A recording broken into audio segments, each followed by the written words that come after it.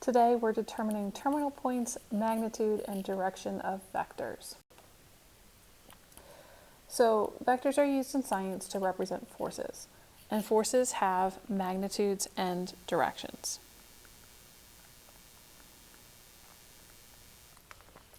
So if two forces are put together, you end up with a resultant force, just like we ended up with a resultant vector. So we're going to find the coordinates of the vector by finding the terminal point. So we want this point right here. We have an x value and a y value. Now, this is very reminiscent of the trig ratios that we did before, because we're given an angle, we're given the hypotenuse, and they're either the adjacent side or the opposite side. So the ratio for y is the sine of 32 degrees equals y over 22.4. And for x, we'll use the cosine of 32 degrees equals x over 22.4. When we solve these, we get that y equals 11.9 and x equals 19. Now, we want the vector with a terminal point right here. So at that terminal point, we know we list x comma y, so 19 comma. Now because our y value is going down, we'll list it as negative 11.9. Make sure we use our vector notation, and there we go. For the second example, we're again going to reference up to the x-axis. We'll have x and y. Now we don't know an angle in our triangle yet. We don't know this angle here, but we can find it by doing 90 minus 44. So that gives us 46 degrees. We're given the hypotenuse again. X is the adjacent, y is the opposite. So we can use the same functions and say the sine of 46 degrees equals y over 10, and the cosine of 46 degrees equals x over 10. When we solve these, we get that y equals 7.2 and x equals 6.9. Now, this terminal point is in the third quadrant.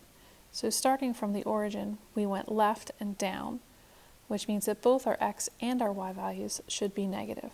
So negative 6.9, comma negative 7.2. Again, use your vector notation. Okay, we can also find the magnitude and direction given the terminal point. So let's take a look at these examples. We want to find the magnitude and the direction, and we're given that terminal point. Our magnitude is the length, so we'll call that m. And then for the direction, we know that we need an angle so that we can define it either north or south of east or west. So we'll need this angle here, we'll call it x. Because this terminal point is 8, 6, we know that this side is 8, the other side is 6. So we can find the angle by using the tangent function, because the 6 is opposite and the 8 is adjacent.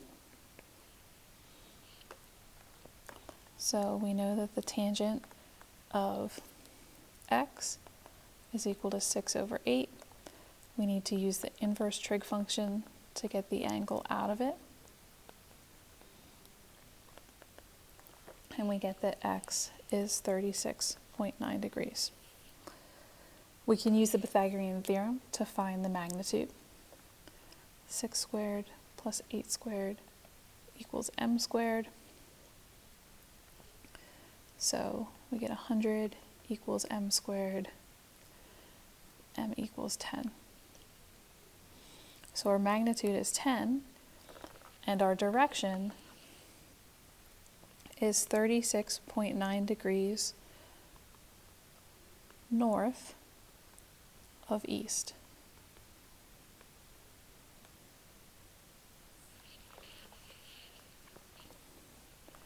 In our next example, I'm going to extend the x-axis.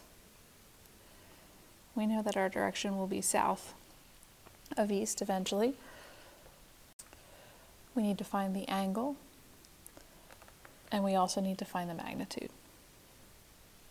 As we label the sides in this triangle, the longer side is 12, and then as we go down, it would be -5 if we include the direction, but the length of this side is just 5. Again, we're given the opposite and the adjacent, so we can say the tangent of x equals 5 over 12. So x is the inverse tangent of 5 over 12, which is 22.6 degrees. For our magnitude, we can again use the Pythagorean theorem and say 5 squared plus 12 squared equals m squared. Then we get that m eventually equals 13. So that's our magnitude. And our direction is 22.6 degrees south of east. All right, let me know if you have any questions.